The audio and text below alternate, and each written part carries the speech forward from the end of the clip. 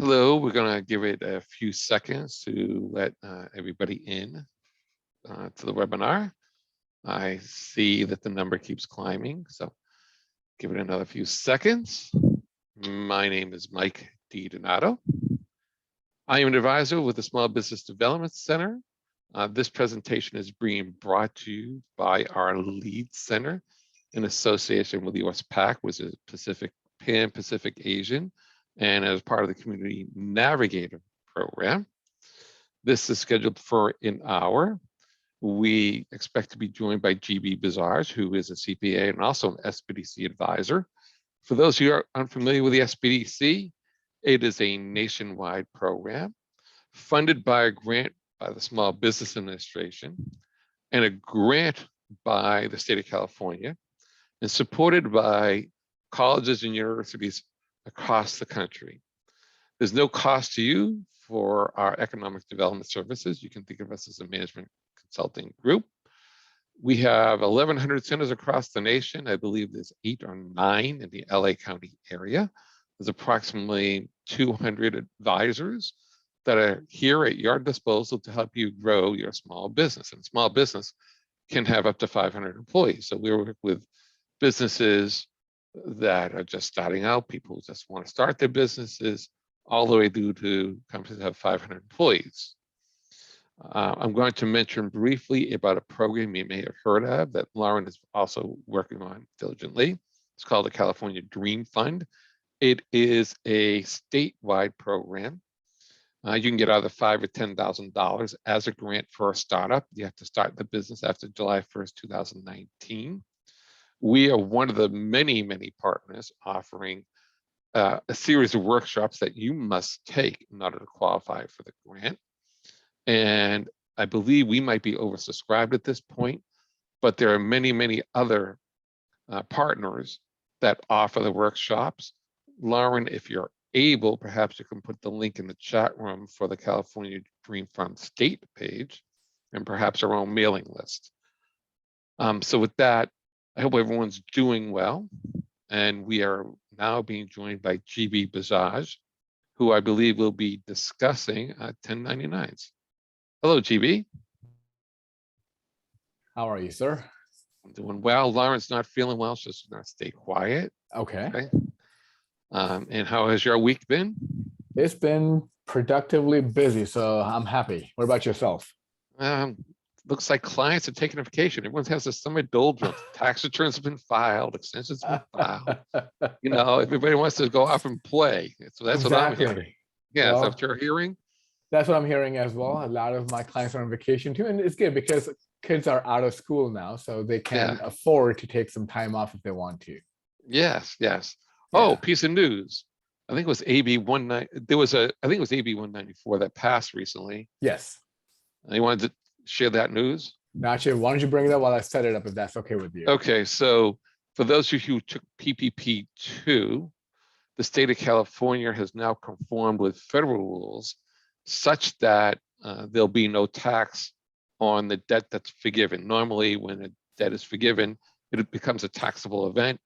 With PPP2, so long as it's forgiven, it is no longer a taxable event. Of course, if you don't apply for forgiveness, it converts to a loan. And you should have applied for forgiveness by now. If you haven't, you really should. Okay, so that's it, GB. Perfect. I'm going to do my screen share. Today, we're talking about 1099s. Oh, before you do that, please put all questions in the Q&A. Please keep the questions relevant to the topic at hand. We don't want to digress from our expert here. And we don't respond to chats. We only respond to the Q&A because it's difficult to monitor both. All right, go ahead, GB. Do you see my screen, Mike? Yep, we're good. All about 1099s. Awesome. All about 1099s. Great.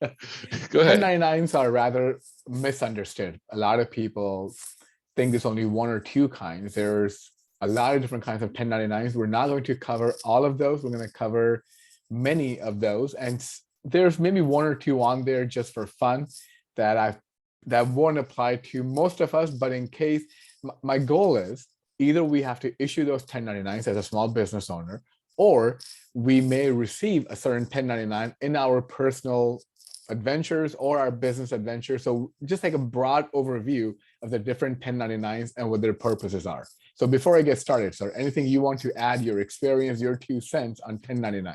All I can say is if you have difficulty producing 1099s, don't try to do it yourself. Work through a Right. professional like a CPA firm or a payroll service. Indeed. But if you don't do it, LGB will go through it. As to what happens if you don't issue them. Exactly. And I always tell my clients in my private practice, don't use me for data entry. We're way too expensive for that.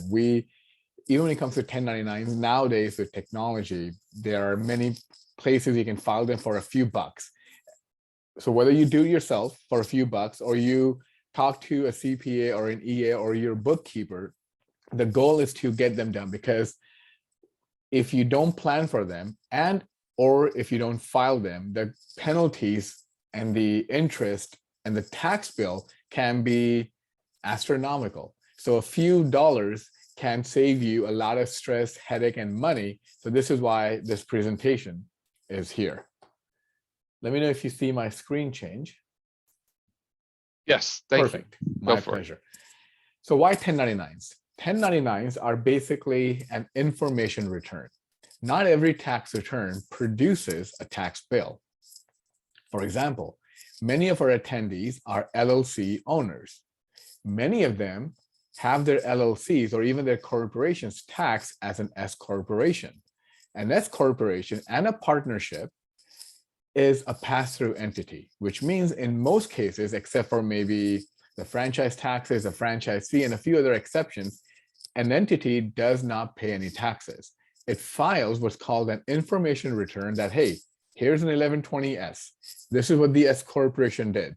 These were its income, these were its expenses on the entity level, and whatever is left over, these are the K1s that are being issued to the shareholders or the members or the partners of this entity, and they will either deduct these losses or pay taxes on this income on their individual 1040 personal tax return. So an 1120S and a partnership return, even many of the estate returns are basically information returns only, informing the IRS what happened on the entity level, but the taxation happens on the individual level. And this is why, even if you don't file an 1120S, the penalty is usually about $200 per month per shareholder. Because the idea behind the IRS's and even California, they have their own penalty. So you pay 2 penalties for late filing for the S corps and for the partnerships and even the estates. The IRS is saying, we're not taxing you. We just need to know how much tax you collect from GB and Mike if they went into business together using an LLC or an S corp. And if you don't do so, we will charge you a penalty per member, per shareholder, per month. And if you happen to be in multiple states, there's an IRS penalty, California penalty, and each state has its own penalty. So you can imagine this thing can balloon into a huge problem unnecessarily. 1099s are the same thing. It is a reconciliation. You are claiming, if Mike is claiming that he paid GB $1,000 and Mike doesn't want to pay taxes on that $1,000, IRS wants to know that, all right, you're claiming, Mike, that you paid GB $1,000. You don't want to pay taxes on it. I want to make sure GB pays taxes on it. Yeah, That's I don't what want to it pay is for. taxes on that. I'm going to Yeah. deduct it on my tax return. Yeah, that's right. And here's the problem. If Mike doesn't issue a 1099, there can be huge problems. And because of that, Mike will be penalized. But here's the kicker. IRS will still collect the tax from me because Mike paid me $1,000, whether I report it on my tax return or not. If I reported it, I have to pay taxes on it. But if Mike doesn't file the 1099, not only do I pay taxes, not only does Mike pays penalties for not filing the 1099s, Mike also has to pay taxes on that income. So the $1,000 that Mike paid me, IRS gets to collect taxes from me on that $1,000 and Mike plus penalty. So the only winner, and so does California, and so does almost every other state. So in that non-compliance, the only winner is the IRS, the Franchise Tax Board, and any other tax agency under the sun. They Sorry, make buddy. a killing. Sorry, buddy. I'm reporting. Yeah. It's on you. Exactly, because why would we want to pay double the taxes? So be mindful that these are information returns, and information returns are penalized heavily. For example, if your entity does business in a foreign state, in a foreign country, or if you have shareholders or investors from a foreign country, maybe you have an aunt or an uncle in Germany or Japan or Mexico, and they have an investment in your company in US, you are a foreign controlled entity because maybe they own 20%. You don't file that information return, or maybe you have invested in your uncle's company in Mexico, in Canada, in China, wherever. The penalty starts at $10,000 per non-compliance per year. So you can imagine, and it used to be back in the day, up until 5 years ago, you could tell the IRS, I made an honest mistake. Would you please waive the penalty for me? And 8 out of 10 times they will waive the penalty. For the last 5 years, there is no grace. You didn't file, doesn't matter. The penalty is incurred unless it's an extreme example. But otherwise, so IRS and franchise tax board is no longer able, not, I would say able, they're no longer willing to waive these penalties. So these, anytime you hear information return, because it's information only, there's no tax involved, there are a lot of penalties involved. So that's what a 1099, the variety of 1099s that we'll talk today, that's where they end up in causing a huge headache and huge holes in the coffers of our tax clients. So you are reconciling compensation to independent contractors, to attorneys, to medical professionals. These are the 3 categories that even if you meet the other requirements, you may still have to pay because these are big bucks. Usually there are exceptions to certain 1099s. We'll talk about those, but when it comes to attorneys and medical professionals, there is no exception, generally speaking, because there are big movements of money. Lawyers are expensive, doctors are expensive, hospitals are expensive. So if you are taking a deduction, maybe because you paid certain medical expenses under a qualified medical reimbursement plan and you didn't file the proper 1099, you will pay huge penalties and taxes. Also, maybe there's capital income involved.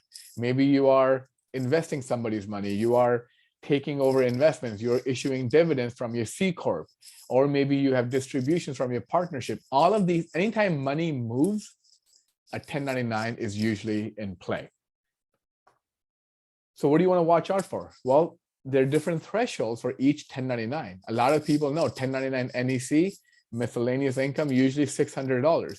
But there are many different 1099s we'll talk about, and they have different thresholds. So if you receive a 1099 or if you need to issue a 1099, you need to be aware of the different thresholds. And the challenge is, if you don't issue a 1099, your deduction probably will be, the law says, may be disallowed, which means double taxation for you and the receiver, plus interest and penalties for you. If it is a 1099 NEC, and you fail to issue it, your employees may be reclassified. I should say your workers who are independent contractors may be reclassified as employees. So now, not only do you lose an income tax deduction, now you're also on the hook to pay all of their payroll taxes, plus penalties, plus interest. So you can see how this thing can just balloon. This thing can bankrupt people, 1099 non-compliances. It can bankrupt businesses. It can ruin lives. Don't mess around with this stuff. And also sometimes tax preferences may be lost. So for example, maybe you're running a C Corp because you're paying yourself and your employees fringe benefits, and you take money out. If you don't have a proper 1099, your dividends from your C Corp may be deemed to be ordinary income, which is taxed at a much higher rate, versus qualified dividends, which are taxed at 0% or very little rate. So now your C Corp paid taxes, and now you're paying taxes, hemorrhaging a lot of cash unnecessarily. So these are the issues why we want to watch out for and issue the proper 1099s. And if you receive a 1099, to properly reconcile it. Anything you want to add to that, Mike? Any questions or chat that may have come in? No, you just scared the hell out of everybody. Keep going. Well, law, medicine, and accounting is built on fear. And my goal is not to induce fear. My goal is to share with you the risks out there and to empower you. But the challenge is, if there's no empowerment, then the fear comes in. So No, it Law is of a real, medicine is, it's yeah, a real risk. it's It a needs to be very handled. real risk. And here's a challenge. The grace has diminished. It used to be 5 years ago, we could get a lot of these things. You know what? Yeah, I'm sorry. My client didn't know. So they didn't issue a 1099. Can we please have grace this time around? So there's still some grace available, but it has diminished from 100% in many cases to down to 20%. So you are at the mercy of somebody. And the challenge is inflation is there, government is spending money like there's no tomorrow. So this is why they're reluctant to waive penalties and interest and taxes, because if they can get a buck out of you, they rather will. And a lot of people want a lot of free stuff. They want to take your money and do a lot of free stuff. So be aware of the political changes, be aware of the macroeconomic changes. Tomorrow, if the economy is doing really well, grace may come back. Right now, it's limited. The other thing is, even if you're $1 over, you still have to do it. Yes, Okay. correct. Yeah. But as soon as you hit the threshold, you got to do it. And this is why I'm glad you bring it up, Mike. A lot of times people say, for example, 1099 NEC. Well, gee, don't worry about it. I'm not going to pay more than $599. I'm only hiring this one person for $200-300 job. Well, that may be fine. What the compliance requires is that anytime you issue anybody, any independent contractor compensation, for example, you must have their W-9 on record. So you may not have the compliance to issue a 1099 at the year end, but you are still required to request a W-9, which has their name or their business name, their social security number, or their EIN number. How are they taxed as an S Corp, as a C Corp, LLC, partnership, nonprofit, whatever it may be. You need all that information that is still required of you. You may only pay them $581 and no 1099 needs to be issued. Why do you still need the W-9? Because the idea is, what if you end up doing business with them more next year? Or you're thinking you only want to hire them for a $300 job, but your business is doing really well. Maybe you hired them in March, by November, you're like, hey, dude, I need you for a project again. And you end up paying them another $600. Now you're at $900. And what if they disappear? What if you call them on January 5th? Hey, I just spoke with my accountant. We ended up paying you $900. You did a phenomenal job. My accountant, my bookkeeper is telling me to give them your tax information. Would you please send it over so I can issue you a 1099? What if they ignore you? What if they don't want to get a 1099 from you? Because maybe they're not filing a tax return. Maybe they are habitually underreporting income. If they ignore you, you may have a problem. If it's just like a one or two things, we can get grace from the IRS. But if you have now 10 contractors who are not responding to you, do you think there will be grace? Not at all. So remember, you may not have a 1099 filing requirement, but you still have the requesting W-9 requirement. Just like when you hire somebody, you need their W-4, you need their I-9. There are some compliance that are on the outset, even though a 1099 may never be issued down the line. So be mindful of that. What are the different thresholds? So we're going to talk about a lot of different 1099s. Some may apply to you, some may not, some you may be receiving. So the goal is to get you familiarized with the majority of 1099s. I'm not talking about all of them because we'll be here for many hours if I do that. So it's the alphabet soup. The first one is the 1099A. This is usually when there's a foreclosure. So if you do a foreclosure or somebody does a foreclosure on you because it's the acquiring or the abandonment of secure property, usually foreclosure happens because you gave somebody, like for example, a hard money lender, you gave somebody money against some property and they're not paying you. So that's where or maybe, for example, a lot of people receive the EIDL money. If you receive more than $25,000, there's a UCC lien filed against your business. So it's a secured property. Secure property is not just real estate. It could be also tangible personal property. So if you are foreclosing on somebody, they're not paying you money. It's sort of like a cancellation of debt. So you may be required to issue a 1099A so that you can write it off against your taxable income. You lend money to somebody, you could be selling some equipment and you offer financing. Be aware of this. Or if you usually 1099-C, which is the third one on the screen, is usually for unsecured debt. For example, credit card, or maybe you extended credit to a client for maybe you're doing consulting work and you tell them, yeah, sure, I'll do the work today, pay me later on. And then they say, oh, I'm sorry, I cannot pay you. That's where the 1099-C kicks in. So the main difference between 1099-A and 1099-C is whether or not the debt is secured by some sort of a property. If you want to write off that income against you, this is especially true for people who are running accrual-based accounting and they do accrual-based tax filing, because you may have accounts receivables, it's earned income, even though you haven't received it. The 1099-A and C are very crucial to make sure you don't end up paying taxes on something that you never collected on. And then there's a 1099-B. This is where a lot of people receive if you are investing in stocks or bonds or crypto or NFTs. These are usually broker transaction. Now, you can see that 1099-A, the reporting threshold is $10,000, whereas 1099-C, the reporting threshold is $600. So depending upon how your debt that you may have been canceled or that you may be canceling for someone else, how that debt was structured requires 1099-A or C. I see a lot of times where people issue a 1099-C when a 1099-A should have been issued. And 1099-B is for any amount.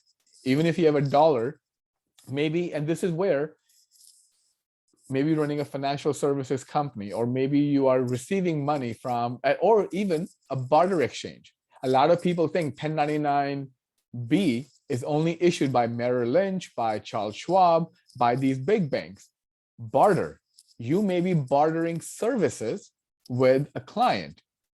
For example, I mean, I have one client, she and I, we have an understanding. She used to take care of my dad when he needed some healthcare services, and I provided her accounting services. It was just an exchange. That's a barter exchange. We had 1099-Bs to document that 1099, to document that transaction, because no cash ever exchanged, no other property ever exchanged our hands. It was just a barter for services. So if you are doing any sort of barter, and this is where a lot of startups usually do that. Hey, I'll do this for you, you do that for me. A 1099-B may be required. Before I move on, any questions, comments, or concerns, Mike? No, please keep going. I've been putting links to these forms in the chat Perfect. room. Thank you, sir. Okay. Then there's 1099 cap.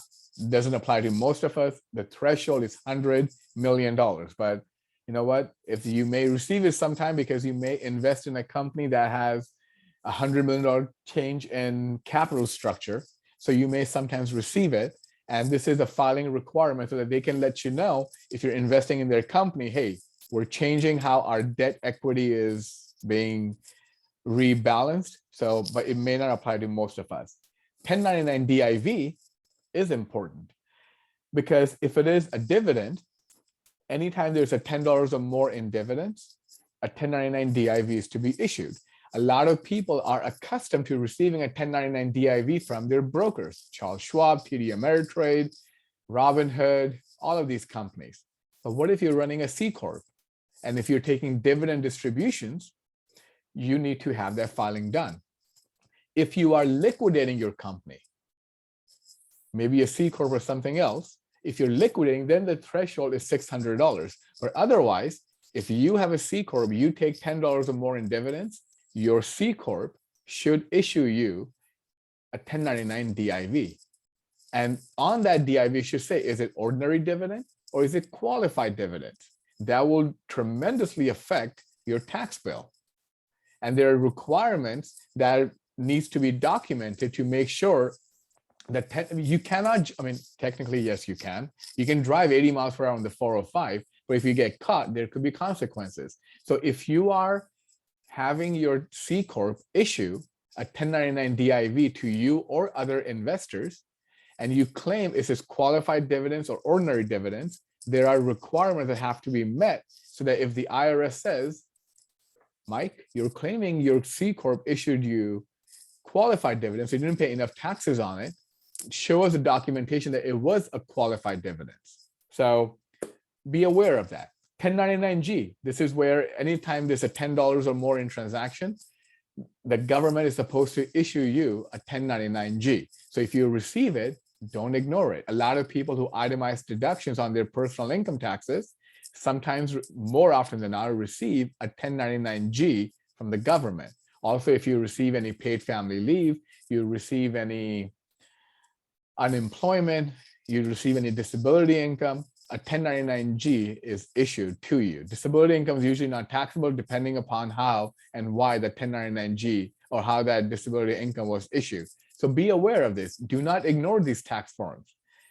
You'll be surprised. I was just finishing up a tax return the other day, and I had to go, we give the clients a questionnaire, and then we ask them, do you have this? Oh yeah, I do have it.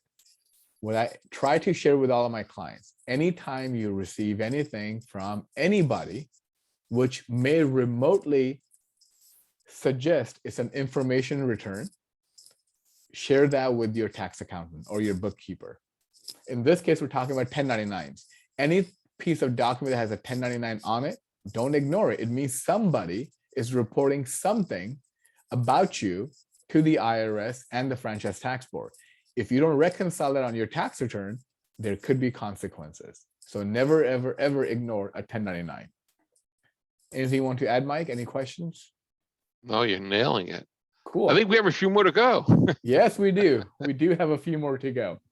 1099-H, again, you may receive it if you have received any health coverage tax credit. So a lot of times, especially under the Obamacare, a lot of people, excuse me, on the personal side, are accustomed to receiving a 1099-5, A, B, or C that shows that you have health insurance coverage from an employer or you have health insurance coverage from the marketplace. And if you receive any premium tax credits, those are reported to you on those 1095s. The 1099-H is that's equivalent to the companies. A lot of small business owners, we have talked about it when we talked about the tax credits. If you're a qualified small business owner and you offer health insurance to your employees, you may receive a certain tax credit. You may also receive certain tax subsidies. So your business may receive a 1099-H if you have received any advance payments for offering health coverage to your employees. If you receive it, share that with your tax accountant. Do not ignore it. It could have consequences. And then there's a 1099-INT. Anytime you pay interest or you receive interest, you may have 1099-INT requirements. Now remember, there's a 1098, which comes in its own flavors. If you are receiving any education benefits, you have paid tuition, there's a 1099-T. If you pay student interest, those are 1098 series. And there you may receive a 1098 if you have a mortgage. Remember how we talk about 1099-A and 1099-C? So if you are lending money against somebody's real property, you may have to issue a 1098 for the mortgage interest so that you can report the income received from somebody and somebody else can take a deduction. But under a 1099-INT, maybe you borrow money from your aunt or your mom or your dad or your neighbor to start your business, and you're paying them interest. Well, if it's a business form, $600. If you pay somebody more than $600 in interest per year, and you want to take a deduction for that interest expense, you need to issue them a 1099-INT. So this is where you have to be careful that if you are borrowing money and you want to take a deduction, make sure they're claiming it as income. And if you want to report the 1099-INT, and because sometimes maybe your grandfather, your grandmother, your grand uncle or aunt is lending you money, and maybe they're on Social Security benefits, and you end up reporting them interest, it may affect the taxability of their Social Security benefits. So you need to have that conversation ahead of time. Otherwise, your deductibility of the interest expense could be jeopardized. So, but of course, if you are borrowing money and you are paying interest and you want to take a deduction on your state income taxes, for personal debt, $10 is the threshold. You pay anybody an interest in $10 for the year, you have to issue them a 1099-INT. There's no deduction for the federal, but sometimes and under some circumstances, you may be able to take a state deduction. So be mindful of the different threshold. And then there's a 1099K. This used to have a different threshold up until last year. Around January 13th or 15th this year, the requirement changed. It used to be that if you accept credit card payments of $20,000 and you had 200 transactions, your merchant service provider would issue you a 1099K. No longer is the case. If you now accept payments on Venmo, Stripe, PayPal, credit or debit cards, gift cards, and many other electronic transactions, now the threshold went from $20,000 last year to $600 this year. Now, why is this important? Let's say you hire me, and let's say you hire me as an individual, and I show up and I'm going to do some sort of work for you. Could be anything. Maybe I'm your independent contractor. You're hiring me for plumbing. You're hiring me to paint your wall. You're hiring me to give you consulting work, whatever it may be. And you give me money by check, cash, or maybe some barter exchange. You owe me a 1099 NEC or 1099B if it's a barter exchange or something else. Why? Because you want a deduction. But now let's say if I show up to work and I show up with a square tile and I say, yeah, don't worry about it. You can pay me by credit card. You say, great. I want to accumulate miles to go on a vacation. You give me your credit card and I swipe it, or I type in the credit card number and you pay me by credit card. Or maybe you're paying me because you won a raffle somewhere where I gave away $100 worth of a gift card and you were the winner. You hired me and you're paying me with a $100 gift card. Do not issue me a 1099 NEC or 1099B. Why? Because if you're paying me by credit card, the Square or PayPal, anybody that I'm using to accept credit card, they will issue me a 1099K. If they issue me a 1099K and you issue me a 1099 NEC, now IRS is thinking I'm making double the money. Don't do that. So if you pay anybody by credit card, by a gift card that they issue to you or you procure somehow, or you're paying them by debit card, or you're paying them via Stripe, Venmo, or PayPal. Now here's the kicker. Some of you who may be using Venmo, when you're trying to pay somebody, it asks you, are you paying a business? We can safeguard your transaction. Or if you use PayPal, it asks you, it's a business account or personal account? Because if you're paying me because we went out for dinner together and the bill was $100 and you're giving me $50, that's not income to me. You and I were friends. We're just going out to eat. It's a cashless transaction. It's a peer-to-peer exchange. But if you're paying me on Venmo as a business, Venmo will take 2.75% in commission. Why? Because they're documenting a transaction and they owe me a 1099K at the end of the year. So if you're paying somebody through Venmo, a peer-to-peer, don't worry about it. Zelle, same thing. Zelle is not designed to be used for business transactions. It's a peer-to-peer exchange. So if you pay somebody by Zelle and it is a business transaction, maybe I tell you, yeah, don't worry about it, just Zelle me the money, but you're paying me for services, you owe me a 1099 NEC because Zelle right now is exempt from this.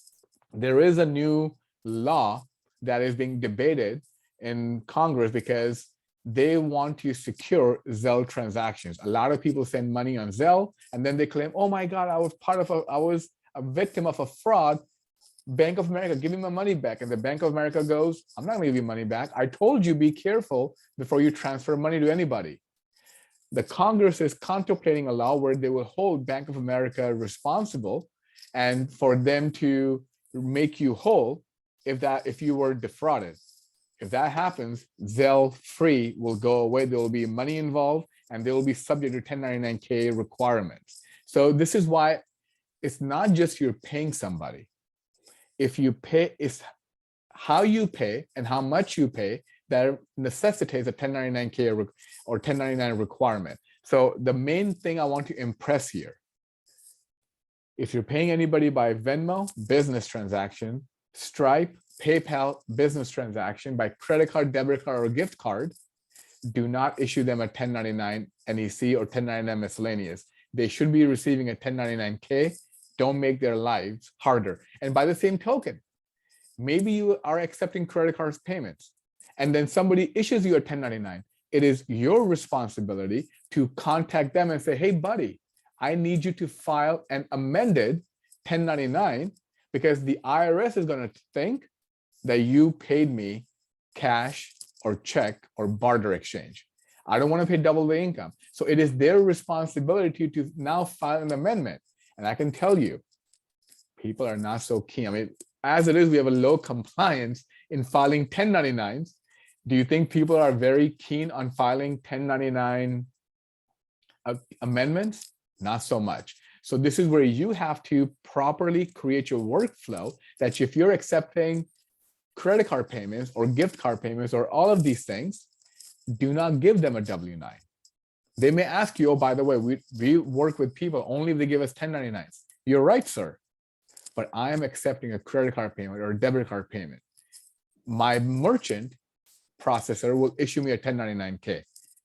I don't have to give you a W-9 because I don't want your accountant, don't blame them. I don't want your accountant to accidentally issue me a 1099, even though I'm accepting a credit card, debit card payment. So 1099K requirements has changed dramatically this year. So be mindful as you're issuing and as you are receiving 1099s. Anything you want to add, Mike? Any questions, chat? Yeah, we have some questions here. Mhm. So Mr. Chung wants to know, he's got a multiple stock application. I guess Okay. he's investing in stocks and they didn't provide a 1099B or a 1099D, Okay. DIV. Yes. For someone who did not earn some amount, I don't understand that. How could they file that kind of income? It's a confusing question, but let's say Yeah. somebody didn't get the 1099B or 1099 div, what can they do? That's a very good question. A lot of people think if I don't receive a 1099 of any alphabet soup, maybe I don't have to report that income. What the IRS says, if you received income and you know the nature of the income, you still have the responsibility of reporting that income. So in your case, if you received dividend income, if you received capital gains, you still have to report it. And this is especially true right now, for example, in the crypto market. A lot of people are buying and selling crypto and NFTs, and there is no transaction. This is why people like them, right? The anonymity. Well, that's going to change soon. But if you made money on crypto, you're still supposed to report that income. Now, this is why I said if you don't issue a 1099, the person may pay the taxes, but you will still pay taxes on that. So it's the same idea. If you did not receive 1099, but you know the nature and the amount of the transaction, you're still supposed to report that income as if you have received the 1099. So that God forbid, if that person is ever audited and they claim they paid you money, and you will get audited too. This is how people get audited a lot of times. It balloons into a cascading event and they come knock on your door and they audit your tax return and you haven't reported that income, you are in non-compliance and you filed a fraudulent tax return. And if the amount is 25% or more of your total income, the penalties are even much higher because now that's a gross negligence. If it's like a $10 transaction, no harm, no foul. If it's a $10,000 transaction, you made $100,000 that year, not a big deal. But if you only made $30,000 that year and you didn't report a $10,000 transaction, that 33% of your income or 25%, depending on how you calculate it, you are in big trouble. So I hope that answers the question. I think in general, all income is reportable. In general, just go to just the go by point, that. Yeah. this is what the IRS says. Yeah. And this is the example they use. You go to a garage sale, you buy an old desk, and there's a drawer that is jam locked and nobody can open it. And you buy the desk for $100. You bring it home, you pry open that drawer and you find $200 in it. You're supposed to report that as taxable income. You find 20 grand in it, whatever it is. Now, do people report it? I don't know, but you're supposed to, even though that's not income, it's treasure that you found, and treasure is taxable. Taxable. Yeah. So That's the same idea. Rose wants to know what 1099 is appropriate, if applicable, for people lending our company money without interest. So why they're lending you money without interest is another question.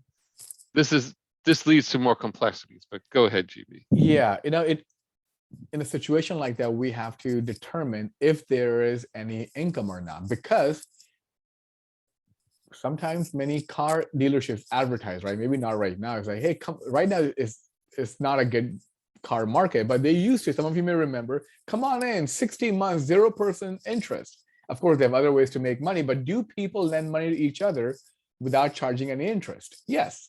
If I ever lend money to my sister or my mom or my dad, God bless his soul, whatever, collect interest from him? No, it's family. So it depends upon the nature of the transaction. But if they lend you money, you're not paying any interest, you have no deduction, they have no income. Because remember, somebody's income is somebody's deduction, and somebody's deduction is somebody's income. Now, assuming it's a bona fide transaction, because sometimes the IRS can claim that, you know what, this doesn't smell right. Maybe it's not really a loan, maybe it's a gift, and did you file a gift tax return or not? Or maybe this is some sort of a distribution that you're masquerading as a loan. So if the distribution, maybe there should have been a 1099 DIV involved.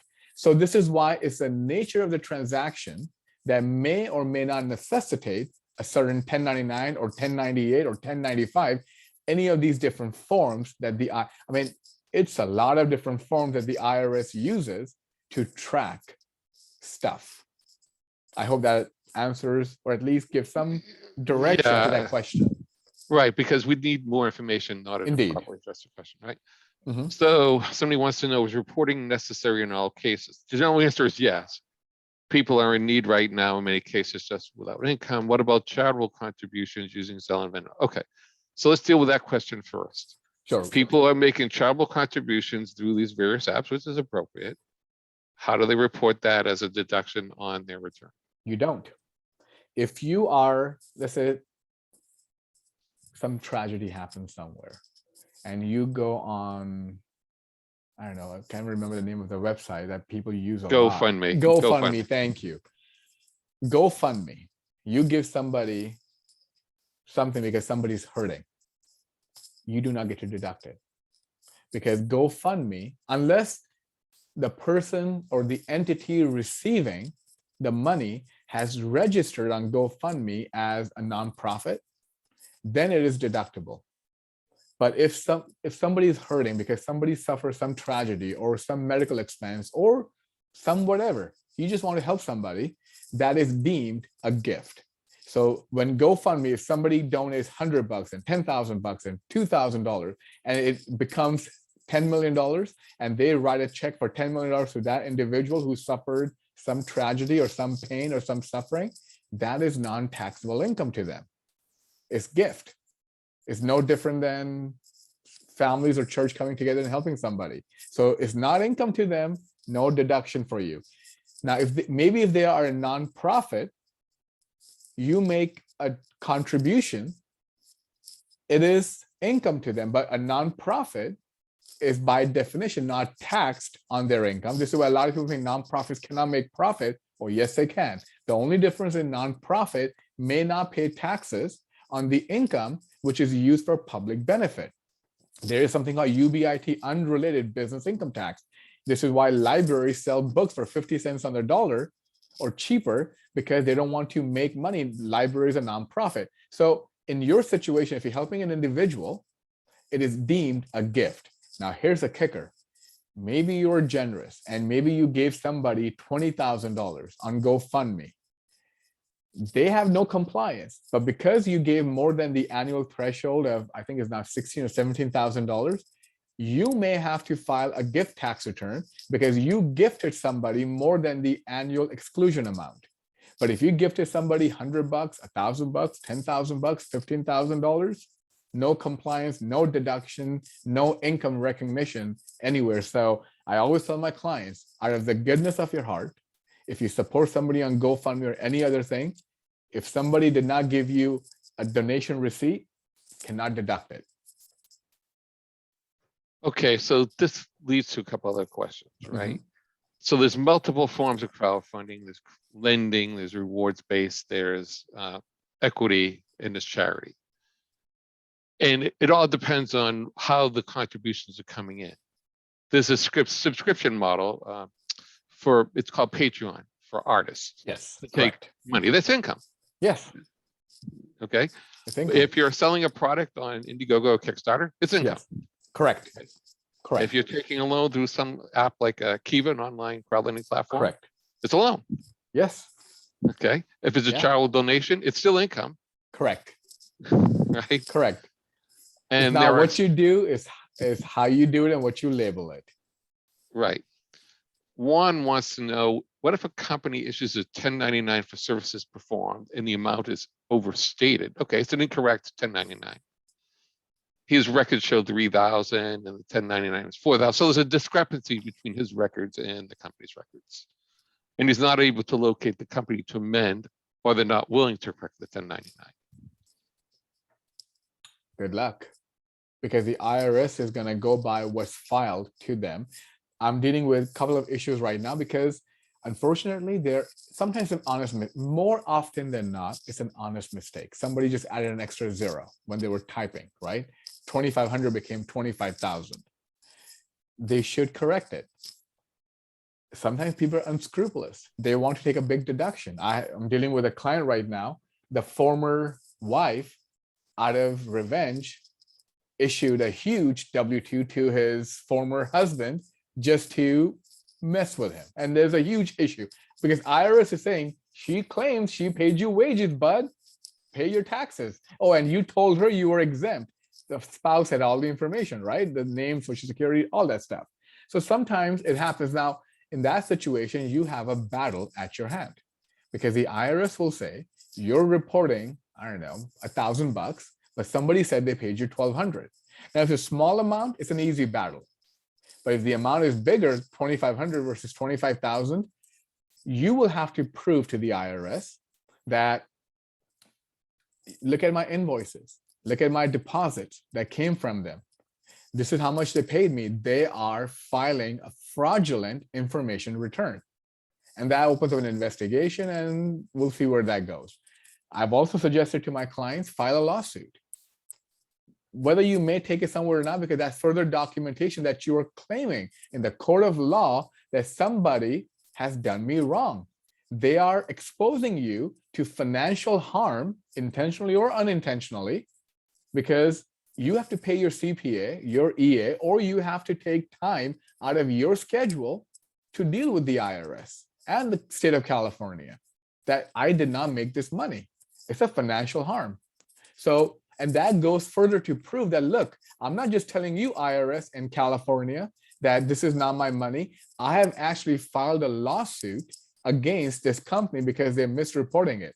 So it may buy you some time and it will put pressure on them because they will get a letter from the IRS as well. And people are much more likely to respond to a letter from the IRS than a call from you. And in some cases, we've argued the case properly to the IRS that this company is not responding. Maybe they're out of business now, or maybe they're gone.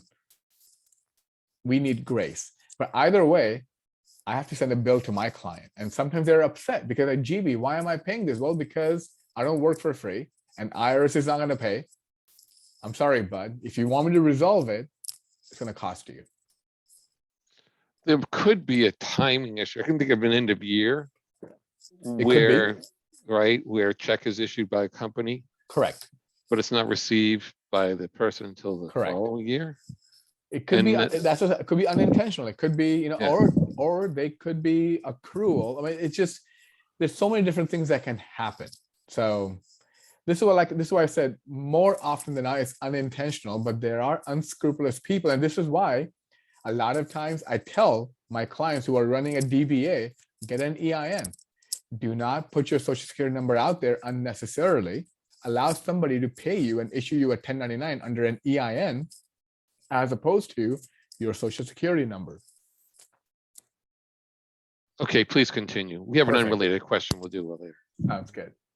So we talked about 1099K. Do not issue double income to your vendors, to your contractors. And if somebody issues you a 1099K, or If somebody issues you a 1099 NEC or miscellaneous and you receive 1099-K payments, make sure you correct those mistakes ahead of time. Then there's LTC, a lot of people who may be receiving long-term care. Any amount of long-term care or accelerated death benefits, you will receive a 1099. So make sure you report that if it is taxable income to you, depending upon the scenario. Then the 1099 miscellaneous. Up until a few years ago, it used to be that the independent contractor work was also reported on the 1099 miscellaneous. Then they went back to the old rule of 1099 NEC, but the 1099 miscellaneous is still alive and well. Usually for most income, it is $600. So for example, attorney fees, rent, or crop fees or fisherman fees. If you are doing business with Amway or you're doing business with Herbalife or any of these multi-level marketing, if you are selling 5,000 or more worth of stuff, you may be issued a 1099 miscellaneous. Or if you receive any royalty income, a lot of people are YouTube stars. Maybe they are selling their services for some royalty, then this is where, or if you win a prize or an award, maybe you win the car on The Price is Right or a TV, anytime there's a $10 or more in this non-recurring income, or maybe recurring but passive income, a 1099 miscellaneous is issued. Or if you're paying somebody royalty, maybe you're using somebody's intellectual property, copyright, a song or something, you're paying a royalty to someone to be able to deduct that on your tax return. Make sure your accountant issues them a 1099 miscellaneous. So be mindful of that. The threshold for royalties and prize and award, maybe you run a raffle and you raffled off an iPad or a bunch of stuff. $10 is a threshold. For you to be able to deduct that raffle stuff, you need to be able to issue a 1099 miscellaneous so they can report it on their income. Because the idea is, hey, you got a free iPad. You could have bought that from the income, but you didn't. So this is non-cash compensation. And then there's a 1099 NEC. We all know them. Be very careful. Anytime you pay somebody $600 or more, cash or check, you need to issue them a 1099. If it's an exchange of services or product, 1099B, barter exchange. If you're paying them by credit card or debit card, any of the things that we covered, don't issue it to them.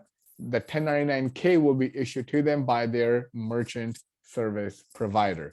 And 1099 NEC, be very careful, because if you won't,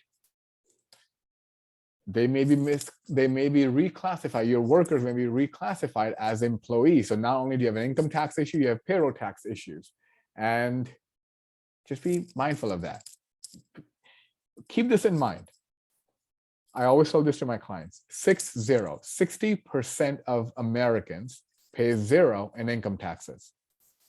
The top 25% of income earners in this country pay over 90% of the income taxes collected by the IRS. But overall, all of the money collected by the IRS, over 70% comes from payroll taxes.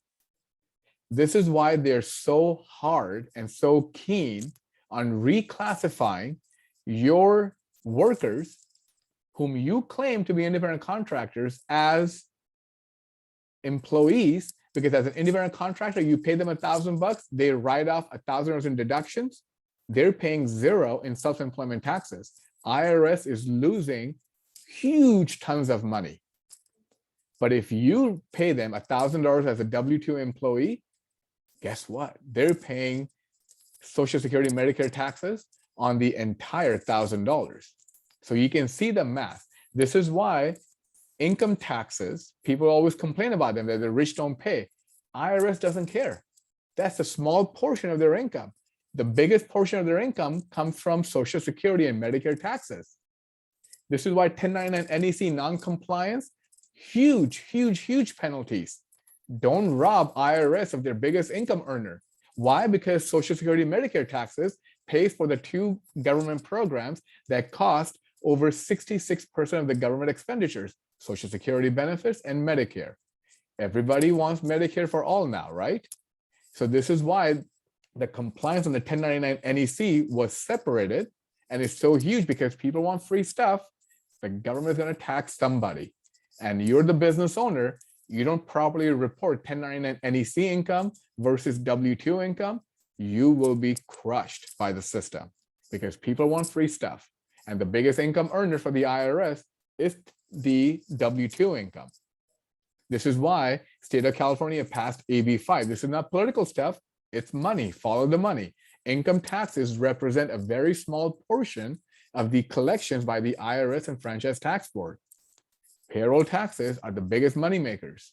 So be mindful of that. This is why I implore my clients, file the 1099 NECs. Do not let your workers to be reclassified as W-2. You will be crushed. So some of the other ones, we're not going to spend too much time on these. OID. If you borrow money from somebody, let's say you borrow $10,000 and you pay no interest. This was an example that was brought up earlier, but with the promise, give me 10 grand and I'll pay you back 15 one day. That's original issue discount. $10 or more is a threshold because you're not paying interest right now. You're making a balloon payment at the end. Partnership distributions from a cooperative, $10 or more, 1099 PATR. And 1099Q, if you receive qualified education program benefits or income, that's where the 1099Q comes from. People save money for the education in the 529 plans, for example.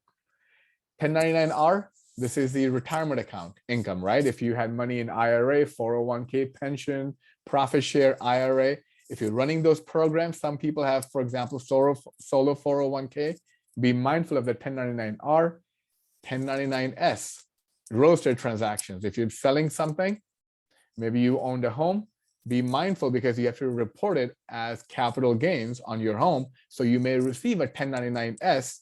And here's the challenge. A 1099S is issued by an escrow company. And a lot of times, depending upon the escrow company you're using, they may be organized, they may be disorganized. If they're a cheap escrow company, chances are they're cutting corners. Chances are they may not issue you a 1099S or issue a wrong one. Your responsibility to still report the transaction properly on your tax return. 1099 SA, money from HSA account, MSA account, and railroad benefits and the Social Security benefits. These are some of the common 1099s that you may have to issue or you may be receiving in your business or in your personal life. Now remember, different dates. You have to issue 1099s to your contractors and to your vendors and anybody who received interest or dividends from you by January 31st, or whichever is the following business day. They're issued to the IRS by February 28th, but the 1099B, any barter exchange, the deadline for that is February 15th. But most, I tell my clients, get the filings done by January 31st. So remember, sharing is saving. Share these 1099s and save money on your taxes. We're at 2 o'clock, Mike. Any questions, comments, concerns? We covered a lot today. That was great. Yes, there's one question. Again, it's a little Yes. difficult to understand. Sure. Is it all the 1099 form could claim Schedule C for, I believe the question is, do you use the 1099 form to report deductions on Schedule C? That seems to be the question. Basically, if you're paying rent, if you're paying contractors, you're paying attorneys, you're paying medical professionals, you're paying whatever. Schedule C, yes. Anytime you're running any business, whether you're Schedule C, you're 1120S, such as S Corps, you are partnership, you're a C Corp, money is exchanging hands. Somebody's claiming a deduction, or somebody's claiming this money that I received is non-taxable. For example, we talk about GoFundMe. If somebody cannot report it as taxable income, you cannot take a deduction. Okay, well, with that, then we've come to the end of the hour. Next week, we'll tackle another topic. Sure. GB, I do have a presentation on crypto, NFTs, metaverse, et cetera, and blockchain. Why don't you do it next week and I'll be your moderator? Well, I'm going to need help with this. Sounds and good. it might be a 2-part series. Okay. Let's Okay. do it. I'll send it to you. Thank you so much. Bye, Perfect. Lauren. Hope you feel better. Bye, everybody. Yes, Lauren, take care. Bye, everyone. Bye.